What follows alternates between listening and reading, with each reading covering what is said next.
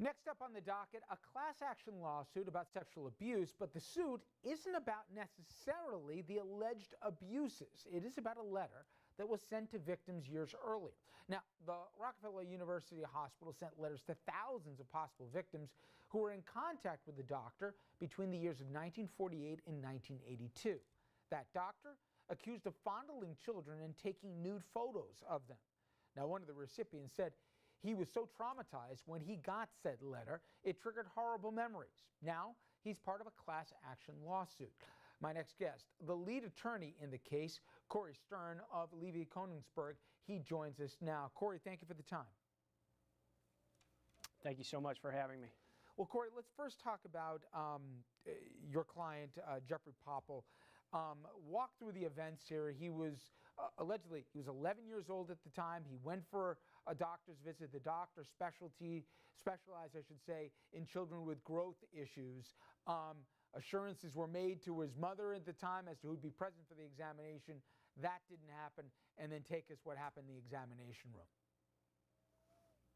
Yeah, so he was, Jeffrey at birth was born with significant birth defects. He had clubbed arms and fists, needed extensive surgeries over the course of his life to try and make him as normal as he could be. But at that age, he had not had many of the surgeries. So in addition to being an undersized 11-year-old, he was an undersized 11-year-old with birth defects in a room with a physician with no nurse present and his mother or father not present. He was asked to strip naked. The doctor informed him that he needed him to masturbate in order to help determine what growth issues he might have. When Mr. Popple was unable to successfully perform what was asked of him, the doctor asked if he could help. When the doctor was unable to successfully help him perform, the doctor dismissed him after taking nude photos of him. Mr. Popple continued to go back, although he doesn't quite remember the subsequent visits. For at least a period of time, he was brought back and ultimately felt as though the reason he couldn't get help with his growth was a result of his inability to perform what the doctor had asked. Having nobody in the room to either support him or be there for him or to watch what was happening, it was, to the extent that's a sexual experience, it was his first sexual experience, and you can only imagine in the 40, 50 years that passed since that time, how that may have affected his life. This Dr. Reginald Archibald, he treated, they believe, more than 9,000 patients, if I have this right, over a 40-year period, and they believe there's hundreds, if not thousands, of other victims like your client. So to that end, what makes this case, unfortunately, unique, we've seen other abuse cases, is your suit isn't originally predicated here with the abuse. It's the letter itself that the hospital sent out and the triggering that you're saying that caused for your client. Yeah, so you have thousands of individuals who today are in their 50s or 60s or 70s who 70, 60, 50 years ago experienced sexual abuse that's been admitted, for the most part, on behalf of the hospital at the hands of a doctor that they employed.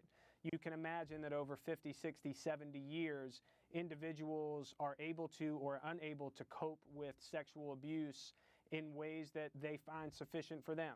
And so in September, October of 2018, to get a letter from Rockefeller explaining to them that there were other victims, you can imagine how that would re-traumatize somebody who had previously been traumatized. And the kicker in all of it is the politics that underlies it. Prior to 2019, people in New York State could not file lawsuits for sexual abuse after they were 18 years old. So what Rockefeller knew, at least as early as 2004, was that they had a doctor on staff who was sexually abusing children for decades. Why they waited until 2018 to send a letter that they claim was for the benefit of victims is obvious. They waited until they knew that there was a very good chance a statute would be passed that would open them up to significant liability. And rather than doing what they claimed to have done in the letter, looking to support the victims, what they were really looking to do was to mitigate their damages and find ways to calculate how many victims were still alive and if they could be contacted and how they could be contacted, so that they could potentially resolve those cases in the most minimalistic way possible. So, Corey, clear one thing up for me about the letter itself, because the letter, the claim goes, is what triggered long buried memories of abuse at the hands of this doctor. Did your client bury it and not remember what happened, and then the letter raised that? Or has he been carrying these around with him for 40 years, knowing what happened at the hands of this doctor? Which is it?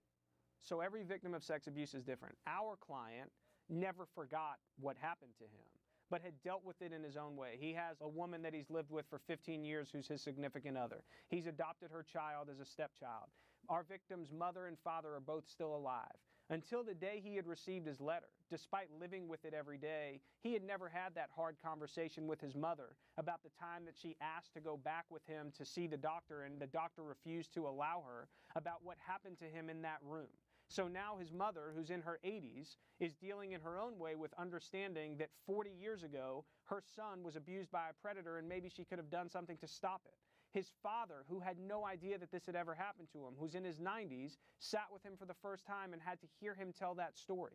He didn't sleep for nights after receiving the letter. He had to have the conversation with his live-in girlfriend, effectively his common-law wife, with her child, effectively his stepchild. And so for him to be forced to deal with this at a time where he had either dealt with it or just dealt with it by not dealing with it is really unfair to him and to other victims. What happens next with the case, Corey? What we want to know is, how long ago did Rockefeller know this was happening? When did Rockefeller really understand that this was an issue?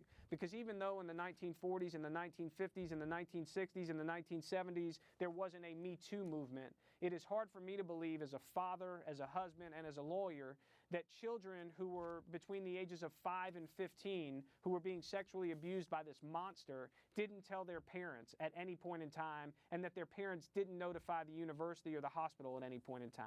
My guess is they did, and all the things I've said about them waiting 14 years to do anything about it will ultimately be expanded to them waiting 40 years, or 50 years, or 60 years. We will then ask the court, after the discovery process is over, to certify a class, and we'll go forward on a trial on behalf of the class.